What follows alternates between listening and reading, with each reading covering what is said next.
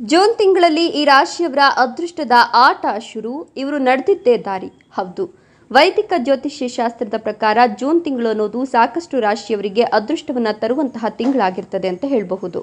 ವಿಶೇಷವಾಗಿ ಈ ತಿಂಗಳಿನಲ್ಲಿ ಒಂದಕ್ಕಿಂತ ಹೆಚ್ಚಿನ ರಾಜಯೋಗಗಳನ್ನು ನಾವು ಗಮನಿಸಬಹುದಾಗಿದೆ. ಇವತ್ತಿನ ಈ ವಿಡಿಯೋದ ಮೂಲಕ ವಿಶೇಷವಾಗಿ ಹೇಳಲು ಹೊರಟಿರೋದು ಮೇಷರಾಶಿಯಲ್ಲಿ ನಿರ್ಮಾಣವಾಗಲಿರುವಂತಹ ರುಚಕ ರಾಜಯೋಗದ ಬಗ್ಗೆ. ಈ ರಾಜಯೋಗ ಮೇಷರಾಶಿಯಲ್ಲಿ ಜೂನ್ 1ನೇ ತಾರೀಕಿನ ಮಧ್ಯಾಹ್ನ 3:51ಕ್ಕೆ ಸಂಭವಿಸಲಿದೆ.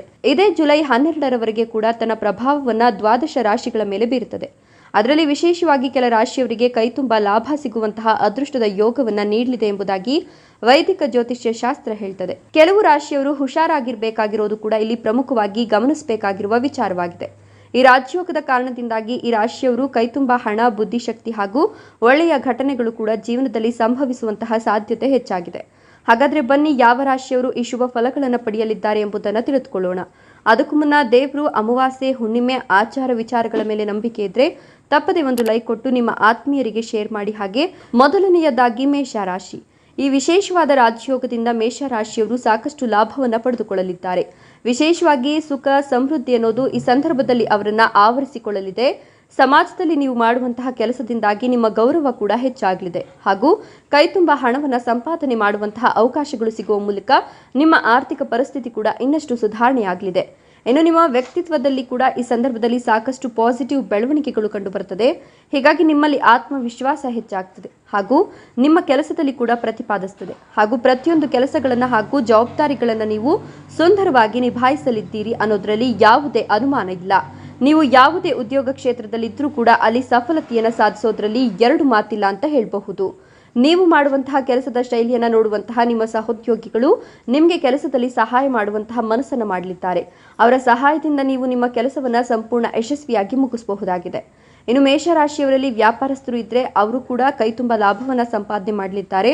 ಆರೋಗ್ಯದ ಸಮಸ್ಯೆ ನಿಮಗೆ ಕಾಡ್ತಾ ಇದ್ರೆ ಈ ಸಂದರ್ಭದಲ್ಲಿ ಅದರಿಂದಲೂ ಕೂಡ ಮುಕ್ತಿ ದೊರಕಲಿದೆ ಹಾಗೂ ನಿಮ್ಮ ಸಂಗಾತಿಯ ಜೊತೆಗೆ ಉತ್ತಮ ಕ್ಷಣಗಳನ್ನು ಕಳೆಯುವಂತಹ ಅವಕಾಶಗಳನ್ನು ಪಡೆದುಕೊಳ್ತೀರಿ.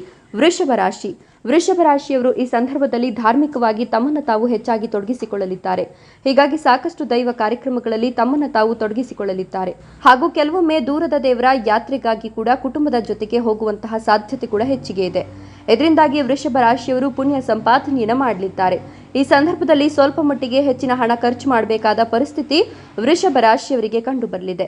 ಆದರೆ ಇದರಿಂದಾಗಿ ನಿಮ್ಮ ಜೀವನದಲ್ಲಿ ಕಂಡುಬರುವಂತಹ ಶಾಂತಿ, ನೆಮ್ಮದಿ ಹಾಗೂ ಪುಣ್ಯ ಸಂಪಾದನೆ ನಿಜಕ್ಕೂ ಕೂಡ ಎಲ್ಲಕ್ಕಿಂತ ಮೀರಿತ್ತು ಅಂತ ಹೇಳಬಹುದಾಗಿದೆ.